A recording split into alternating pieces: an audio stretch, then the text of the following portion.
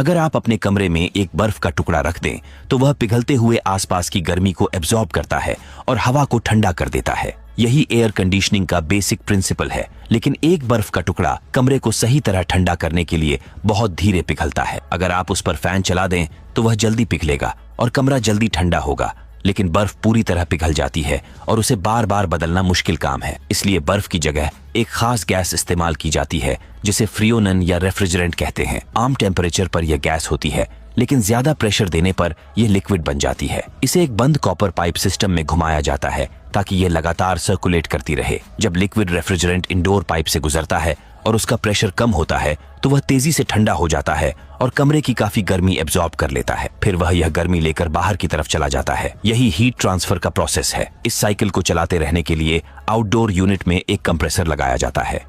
जब रेफ्रिजरेंट वहां से गुजरता है तो वह जोर से कंप्रेस होता है और उसका टेम्परेचर तेजी से बढ़कर लगभग 80 डिग्री सेल्सियस तक पहुंच जाता है। इस गर्मी को बाहर निकालने के लिए आउटडोर यूनिट में एक फैन लगाया जाता है। हाई टेम्परेचर वाला रेफ्रिजरेंट बाहर की हवा में हीट रिलीज करता है और दोबारा लिक्विड बन जाता है, फिर इंडोर यूनिट की तरफ वापस आता है।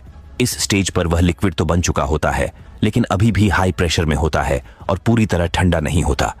इसीलिए इंडोर साइड पर एक एक्सपेंशन वाल्व लगाया जाता है। जब हाई प्रेशर लिक्विड इस वाल्व से गुजरता है तो अचानक प्रेशर कम होने से उसका टेम्परेचर काफी गिर जाता है। फिर वह इंडोर कॉइल में वापस जाकर नया कूलिंग साइकिल शुरू करता है। कूलिंग को बेहतर बनाने के लिए इंडोर यूनिट में एक फैन लगाया जाता है जो ठंडी कॉइल पर हवा चलाकर कमरे में कूल एयर फैलाता है। एक टेम्परेचर सेंसर एक्सपेंशन वाल्व के साथ मिलकर सिस्टम को कंट्रोल करता है। जब ये सारे पार्ट्स इंडोर और आउटडोर यूनिट में जोड़कर अलग अलग जगह इंस्टॉल कर दिए जाते हैं तो एयर कंडीशनिंग सिस्टम पूरा हो जाता है।